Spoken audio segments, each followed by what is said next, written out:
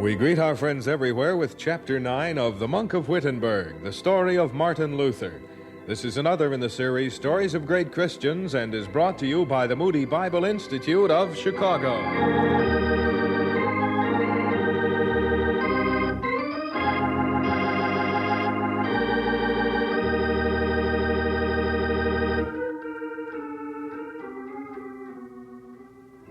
When I nailed my thesis to the door of Wittenberg Church, I had done a perfectly ordinary thing.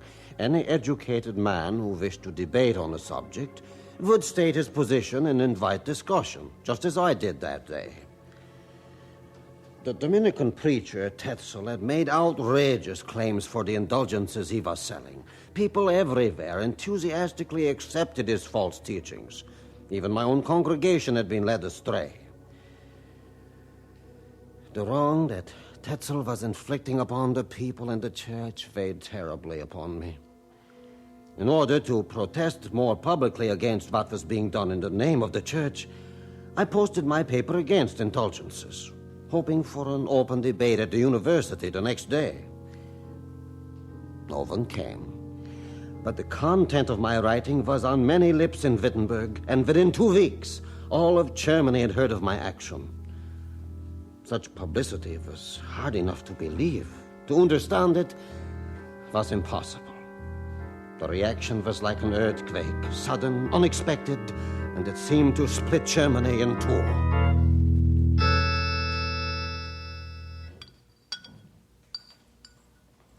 You realize, Tetzel, that an uproar like this is not going to be silenced simply by forcing Luther to go to Rome on charges of one sort or another. What a presumptuous fool he is.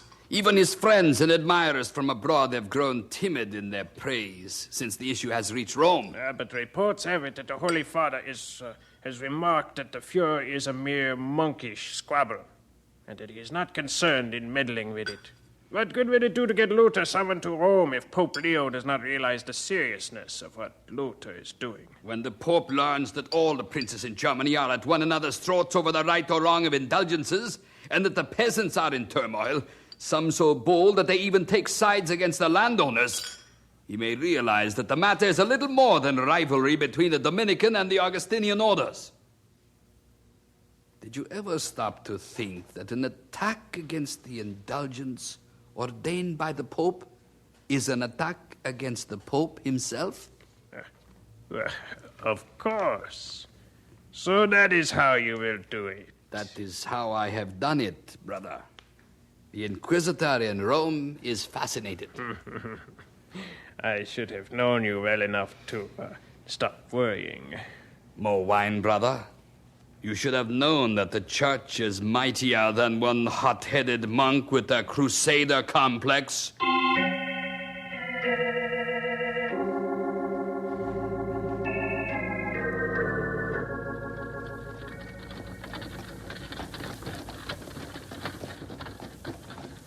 Brother Augustine, what great fortune to have met you on the road to Heidelberg. Martin, what a side-looking monk you are. Can you imagine, Lang, the most distinguished Augustinian monk arriving at the Augustine Conference in Heidelberg almost barefoot from walking all the way from Wittenberg? Will you never change, Martin?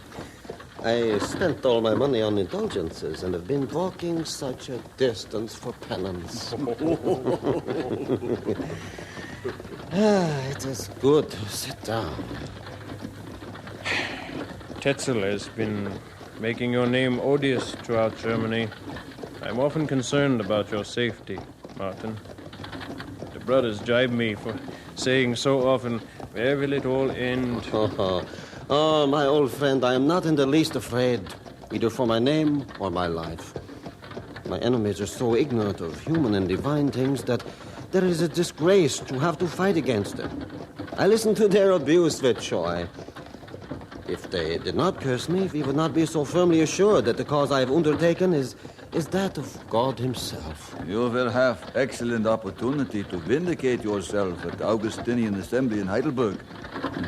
has said that the highlight of the conference is to be your presentation of your doctrine of justification. The brothers will listen to you. No, not my doctrine, Brother Lang. It is the word of God I publish. Oh, excuse me, I know that. From the beginning of the word of God has been of such a nature that whoever desired to publish it to the world has been compelled, like the apostles, to abandon all things and expect death. If it were not so, it would not be the word of Jesus Christ. Come, Martin. You speak my thoughts too loudly. Have some of the lunch we bought at Würzburg. Lang, show Martin the exposition you have written on the flood. He has not seen it yet.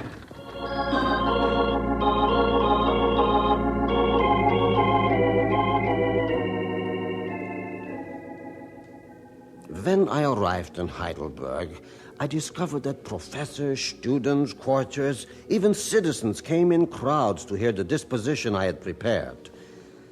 The doctors of divinity listened with courtesy to my paper called Paradoxes, concerned with the relationship of faith and good works to salvation. The common people were full of interest, but it was the younger scholars that gave me such joy. They seemed to grasp the truth that man is saved by Christ and not of good works.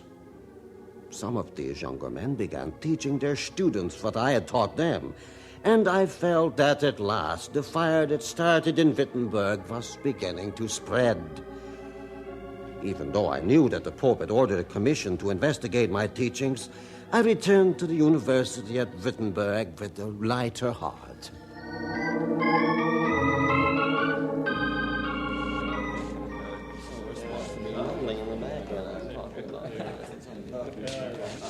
I don't know when there has been such talk about a new professor at the University of Wittenberg. What has got into everybody? What did you say his name was, Herr Thurman? Melanchthon, Doctor. Philip Melanchthon. Ja, that's well you ask, Herr Horshausen. He would be too timid to tell you his name himself. True, Doctor. And so small and shy he might vanish if you questioned him. Well, we shall see presently how true his reputation for brilliance is. He gives his inaugural discourse in 1 hour. How old is the lad? Roma says he is 21, Herr Holzhausen. His excommunicated extolled Melanchthon so highly contained the information that he became a doctor of philosophy at 17. Astonishing. Let us go to the discourse, gentlemen. He may surprise us all. He who laughs last, laughs best.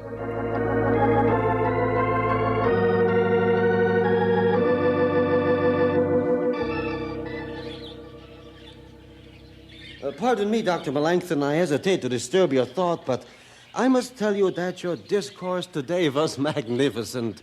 All the doctors are talking of your learning and understanding. You are very kind, sir. Dr. Holzhausen is an ancient man, yet he says he has never heard a discourse given with such elegance and sound judgment. I shall make every effort to maintain the favor of all those in Wittenberg who love learning and virtue. I have admired you for some time, Dr. Luther.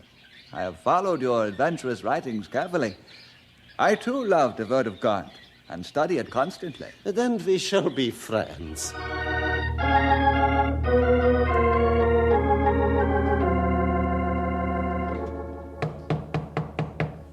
Come in. Dr. Melanchthon, I am an old friend of Martin Luther.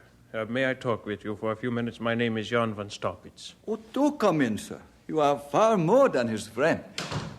Please sit down. Thank you. The road from Salzburg to Wittenberg gets longer every time I travel it. These are grave days for Martin. I know that, sir. He has written me of the help your friendship has been to him, Doctor, and I am thankful. If my heart were not as heavy, I could smile at how opposite you two are. Martin, so impetuous, unyielding, and you, I have heard, so discreet and mild. Well, the balance is good. What has happened that you have come to Wittenberg? Did you know that last May Martin wrote a letter to the Pope? Yeah. He told me he had great hopes that the letter would explain his position to the Holy Father and win his approval. I saw the letter. A simple, humble, earnest letter. There was nothing in it to warrant... Stop it. What has happened? Martin has been summoned by the Roman tribunal to answer charges in Rome. No. But he cannot go. His enemies will twist his position until it will be impossible to defend himself. And there will be no one there to speak in his behalf. They will prove he is a heretic. If he ever gets to Rome. It is a long way, and he is bitterly hated by many throughout Germany. Thanks to Tetzel. Oh, there are many others, too. Martin is the cause of great hostility in Germany. People have taken sides, you know. He is not well. Perhaps Well, it is a possibility. The university is writing a letter of intercession to the Pope telling of his poor health. The elector could save him if he would. He could refuse to recognize the order from Rome. But what danger that would put Elector Frederick in. To defy the Pope? No, Martin would never let him do that. What if the elector refused to grant him a safe conduct? Then there would be an excuse not to go to Rome, and the elector himself would not be endangered. Yeah, that is excellent. And Frederick could request that Martin's trial be held in Germany. The Pope is not eager to lose the friendship of the Elector Frederick. He has much power. I wish I knew how much influence Dr. Luther's enemies have with the Pope. That I do not know, but this much I can tell you. If Martin goes to Rome, we shall not see him again in Wittenberg.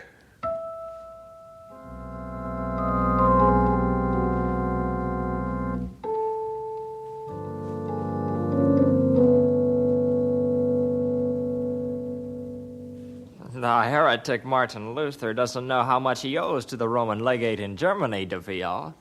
When he finds out that the Pope will permit him to be tried in Germany, he will think the Holy Father changed his mind because all his friends sent pretty letters to Rome begging him off. Why, someone ought to tell him I'm responsible. Do you think he would write you a thank you? Not if he knew that I got permission to have him tried in Germany so that I could return to Rome with him. He doesn't need a trial. Rome has already sentenced him. Listen to the letter I got this morning from Pope Leo. We charge you to summon personally, to prosecute and constrain without any delay the said Luther, who has already been declared a heretic. Notice, already been declared a heretic by our dear brother Jerome, Bishop of Ascoli. The place of his condemnation is of little importance.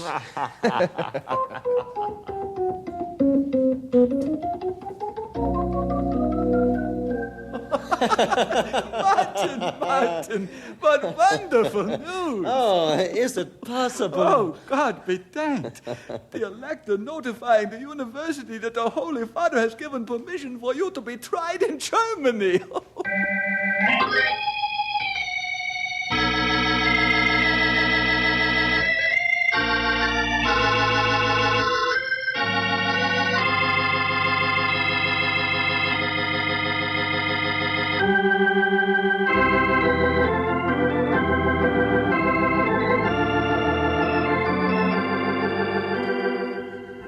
And so we conclude Chapter 9 of The Monk of Wittenberg, the story of Martin Luther. This is another in the series Stories of Great Christians and comes to you transcribed from the Moody Bible Institute in Chicago.